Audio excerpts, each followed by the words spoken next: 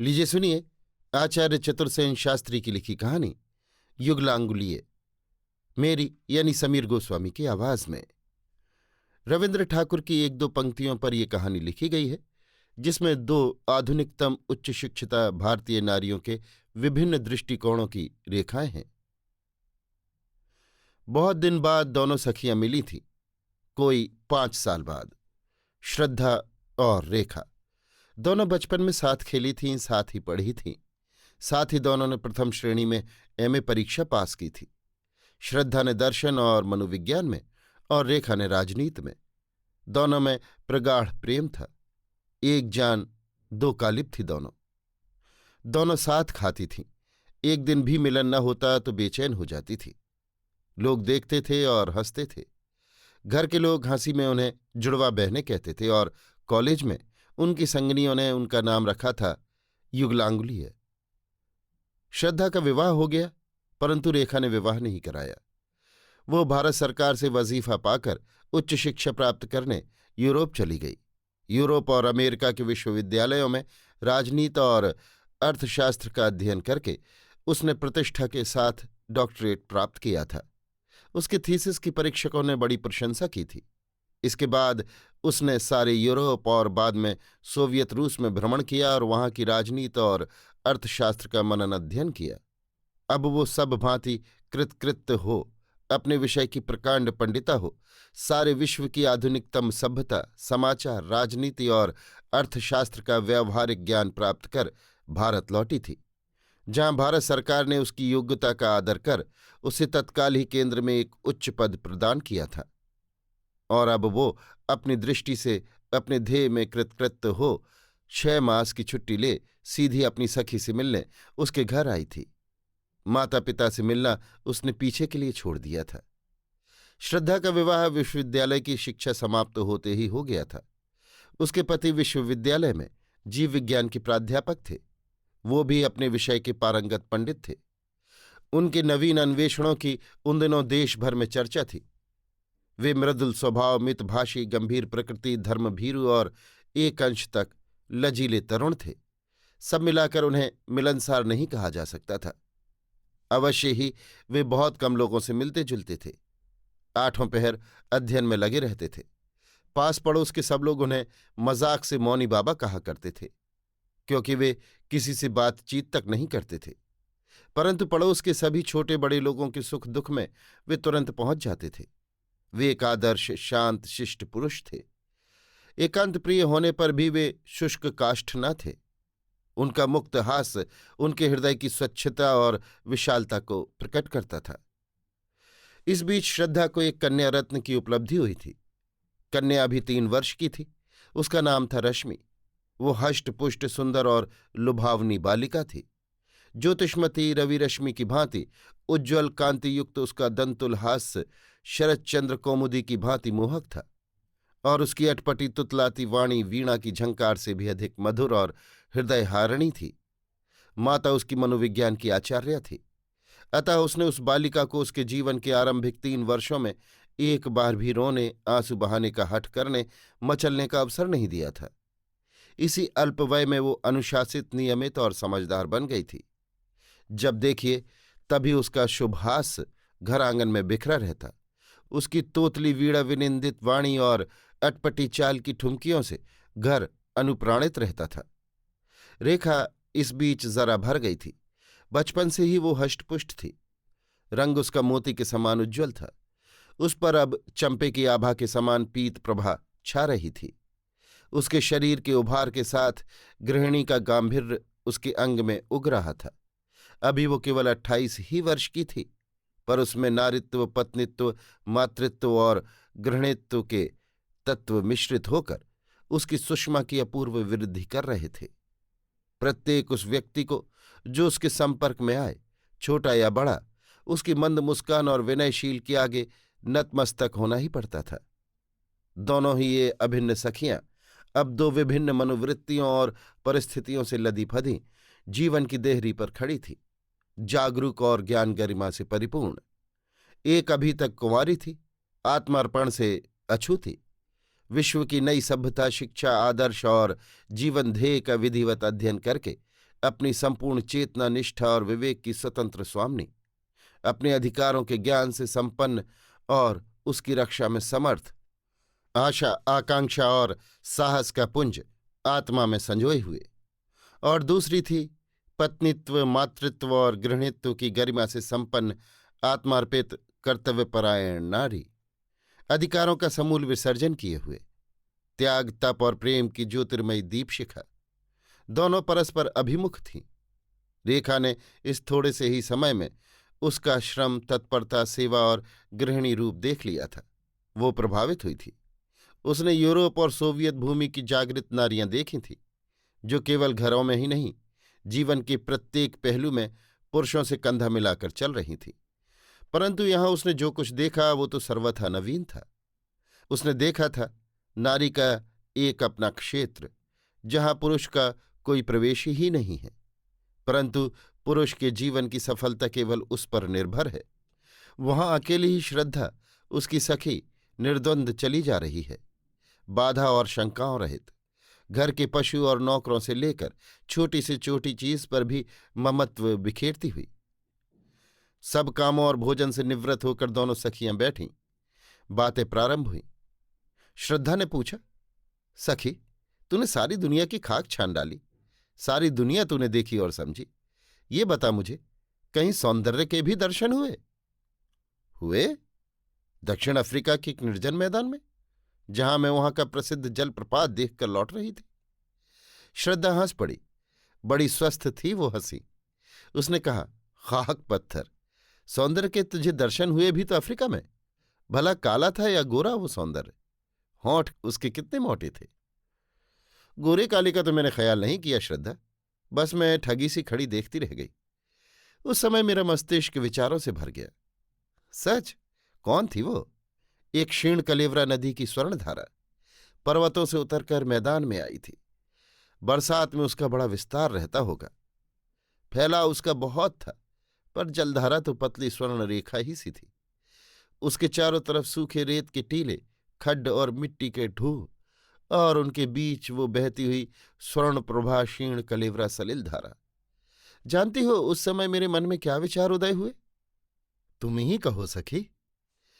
कि ये है नारी, और ये सूखे रेत के टीले, मिट्टी के ढूह और खड्ड सब पुरुष हैं, जो रूखे सूखे अपनी विशालता के घमंड में जहां के तहां खड़े हैं, और उनके बीच ये श्रोतस्विनी नारी, दोनों कूलों को स्तन्यपान कराती, कल कल नाद करती, अपनी सरल तरल गति से बही चली जा रही है। क्षीण कलेवरा उस तरला प्रवाहित पयस्विनी को तुमने नारी का विकल्प ठीक ही दिया रेखा, परंतु उन बालू के ढूहों और मिट्टी के सूखे टीलों को तुम पुरुष कैसे कल्पित कर सकती हो? क्यों ना करूं भला?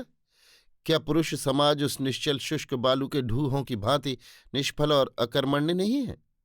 क्या उन्हें दिखता नहीं है कि उनके वामांचल में नारी विनम्र सेविका की भांति अपने ही संकोच लाज से सिमटी स्वच्छ सुधा स्रोत में बही जा रही है?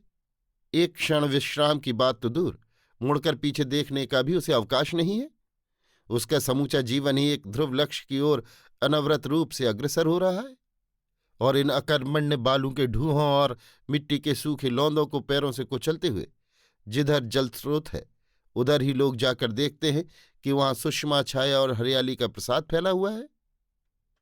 श्रद्धा ने हंसकर कहा, तूने ब्याह नहीं किया, इसी से मैंने समझा था कि तू जड़ है, पर तूने सौंदर्य ही नहीं, सत्य को भी परख लिया है।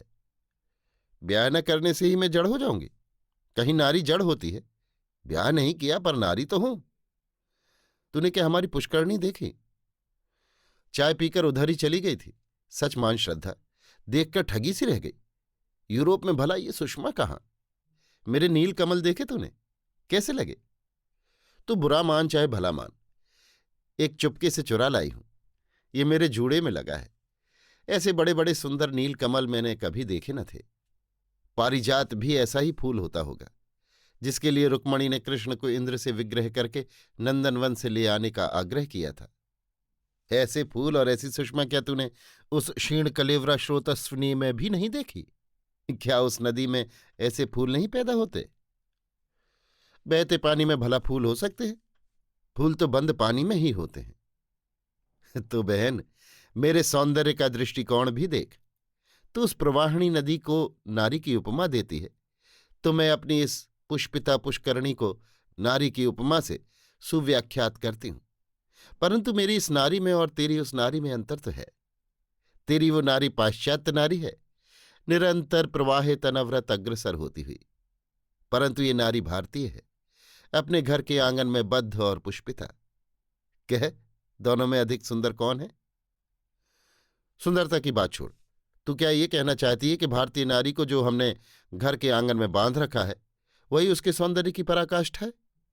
हाँ, यही मैं कहती हूं। परंतु भारतीय नारी को किसी ने बांध कर नहीं रखा है, वो तो स्वयं ही स्वेच्छा से कर्म बंधन में बंध गई है। परंतु उसका ये बंधन साधारण नहीं है। उसने संसार की प्रलयकारिणी शक्ति को अपने साथ बांध कर रखा है। दूसरे शब्दों में नारी शयन गृह का दीप है, जो स्वयं जलकर स्निग्ध प्रकाश प्रदान करता है। तुम्हारा ये अभिप्राय तो नहीं है कि नारी के कार्य का प्रसार संकीर्ण है, विशाल संसार क्षेत्र में उसके लिए स्थान ही नहीं, मात्र पति पुत्र परिजनों को संतुष्ट करने ही में उसके कर्तव्य की पूर्ति हो जाती है? मेरा अभिप्राय यह है कि नारी का जीवन से नकद का लेन देन है। अपने सभी कार्यों के फलों की उपलब्धि वो हाथों हाथ चाहती है। और पुरुषों की बात जुदा है। उनका कार्य क्षेत्र दूर देश और भूत भविष्य में फैला हुआ है। उन पर आसपास की निंदा स्तुति का प्रभाव ही नहीं पड़ता। आशा और कल्पना के आश्रय वो अविचलित रहता है। आशा और कल्पना का आसरा तो स्त्रियों को भी तकना पड़ता है, बहुत कम। उनका प्रधान काम है आनंद दान करना। यदि नारी संगीत और कविता की भांति अपना अस्तित्व संपूर्ण सौंदर्यमय बना डाले तो उसके जीवन का उद्देश्य पूरा हो गया। बस अब काहे को आशा और कल्पना के चक्कर में फंसे? वो तो हाथों हाथ लाभ में ही खुश है। इसमें पुरुषों की अपेक्षा स्त्रियों की लघुता का आभास तुझे नहीं मिलता श्रद्धा? तनिक भी नहीं। हमारी सीमा बृहत्व में नहीं है, महत्व में है। वृहत्व में क्यों नहीं और महत्व में कैसे? देखती तो है तू, ये सारा लंबा चौड़ा स्थूल शरीर, इसकी सीमा बृहत्व में है, पर शरीर के भीतर जो मर्म स्थल है वे छोटे भी हैं और गुप्त भी। पर शरीर के बृहत्व से उन मर्मों के महत्व का मूल अधिक है। हम सब नारी मानव समाज की मर्म स्थली हैं। तो इतनी मोटी बात भी नहीं समझती? रेखा हंस पड़ी। उसने कहा, तेरे मर्म की बात सचमुच बहुत मोटी है, पर इसमें क्या तू नारी को घर में बांधकर भी मनुष्य समाज के सिर पर बैठाना चाहती है? नारी को मनुष्य समाज के सिर पर या पैरों पर बैठाने से मेरा क्या प्रयोजन है? मैं तो ये कहती हूं कि मनुष्य प्रतिदिन कर्मचक्र से कितनी धूल गर्द उड़ाते हैं, कितनी मलिनता बखेरते हैं। उसे तो कार्यकुशल हाथों से नारी ही प्रतिक्षण साफ करती है। फिर उसके कार्यक्षेत्र को तू संकीर्ण क्यों कहती है? मानस संसार की सारी ही व्याधियां, भूख प्यास, शांति और रोग शोक, ये सभी तो उसी के कार्यक्षेत्र के भीतर उत्पात मचाते हैं, जिनका शमन धैर्यमयी लोकवत्सला नारी ही तो प्रतिदिन करती है। इसका अभिप्राय तो यही है कि भारतीय संस्कृति में नारी का स्थान पुरुष से ऊंचा है। ये तो है ही। इसी से वो पति को देवता कहती है, पतिपद पूछती है और अपने को चरणदासी कहती है। श्रद्धा हंसती। उसने कहा, रेखा, तू तो व्यंग बाण बरसाने लगी। बचपन में हम लोग गुड्डे गुड़ियों से कैसा खेलती हैं, जैसे वे जीवित पुतले हैं। बड़ी होने पर इस पुरुष पुतले से वैसी ही खेलती है। फिर हम हिंदू लोग तो ईंट पत्थर वृक्ष नदी सभी को देवता मानते हैं। फिर पुरुषों ही को देवता मानने से क्या नई बात हुई? इसके अतिरिक्त भारतीय पुरुषों को सारी पृथ्वी पर केवल उनके अंतःपुर में ही सम्मान मिलता है। इसी से हम उन्हें केवल मालिक ही नहीं देवता मान लेती हैं। पर यह क्या हम नहीं जानती कि वे तृण और मिट्टी के पुतले मात्र हैं? हकीकत में जहां गौरवपूर्ण मनुष्यत्व है वहां छद्म वेश की आवश्यकता ही नहीं है। जहां मनुष्यत्व की कमी है वहां देवता का ढोंग रचना पड़ता है। परंतु जो यथार्थ मनुष्य, उसे देवता का अर्ध लेते लज्जा आनी चाहिए। इसके अतिरिक्त जो पूजा ग्रहण करता है उसे पूजा के योग्य अपने को बनाना चाहिए। परंतु भारत में तो मैं ऐसा देखती हूं कि पुरुष संप्रदाय अपने इस मिथ्या देवत्व पर ही गर्व करता है। उसकी योग्यता जितनी ही कम है उतना ही उसका आडंबर अधिक है। इसी से वो स्त्रियों को पतिव्रत धर्म और पतिव्रता के महात्म्य पर जी जान से उपदेश दे रहा है। चाहिए तो ये कि पत्नियों को पतिपद पूजा करना सिखाने की अपेक्षा पतियों को देवता होने की वास्तविक शिक्षा दी जाए। श्रद्धा हंस पड़ी। उसने कहा, देवता होने की भी कहीं शिक्षा दी जा सकती है?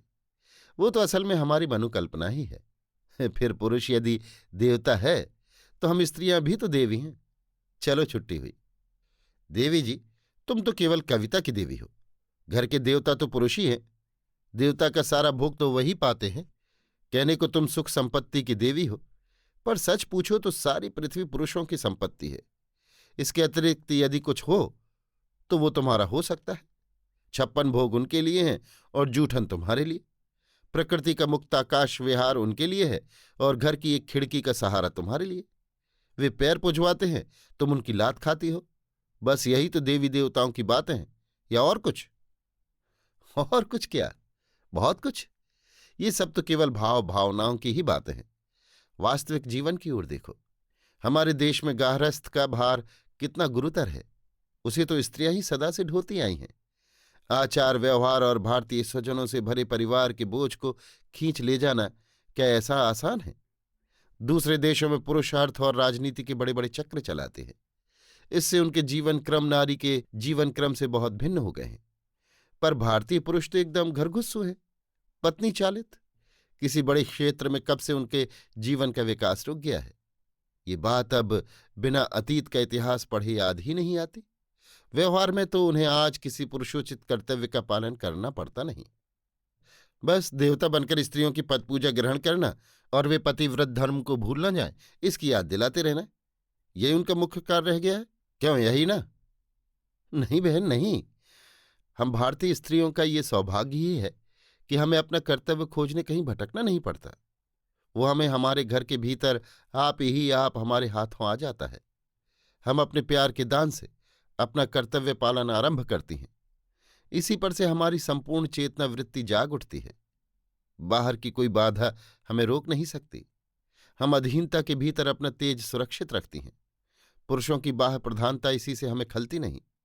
वे बाह जगत में 30 मार खां हों, पर हमारे वे आज्ञाकारी और पालतू अनुगत पति ही हैं। अनुगत क्यों? देखो रेखा, तुम्हें स्वीकार करना पड़ेगा कि बुद्धि में भारतीय स्त्रियां पुरुषों से श्रेष्ठ हैं। इस अनुपात से शिक्षिता स्त्रियां पुरुषों के ऊपर हैं। ये कैसे? ऐसे कि हमारे देश के शिक्षित पुरुष मूढ़ अहंकार में अभिभूत हैं और उन्होंने शिक्षा और संस्कृति में अपनी वास्तविकता नष्ट कर दी है। इसी से उनके मनोभाव विकृत हो गए हैं। शिक्षा पाकर वे धरती पर पैर ही नहीं रखते। अहंकार उनकी बुद्धि को कुंठित कर देता है। पर हम स्त्रियों ने तो अपनी शिक्षा को अपना आभूषण बना लिया है। वो हमारा श्रृंगार है। उसमें हम संयम और नम्रता का समावेश करके अपने कर्तव्य में जोड़ देती हैं।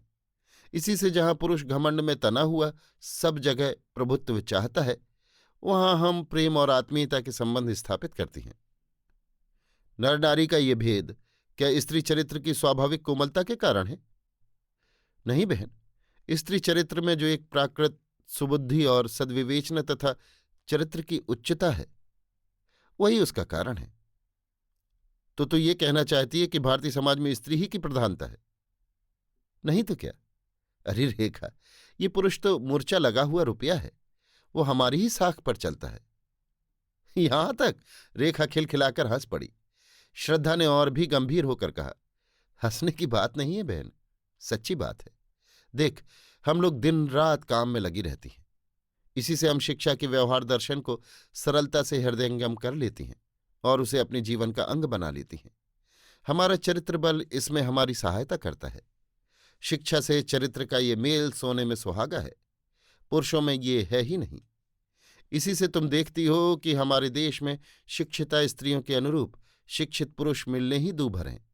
यदि वे अपने बाह्य आडंबरों को घटा दें, हमारी तरह गर्व रहित हों, विनम्र भाव से काम में लग जाएं, चरित्र का विकास करें, विश्वास का आंचल पकड़ें, तो आज जो स्त्री पुरुष के अधिकारों का तुमुल संग्राम छिड़ा है, सहज ही में बंद हो जाए।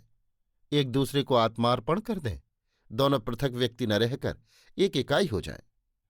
तो बहन, तू ऐसा कर कि इस पालित पशु के गले में अपने गले की चमकती सोने की जंजीर डाल और उसके लंबे लंबे कान पकड़कर कह कि बुद्धू मियाँ भोजन खाने के लिए है, मुंह पर लपेटने के लिए नहीं।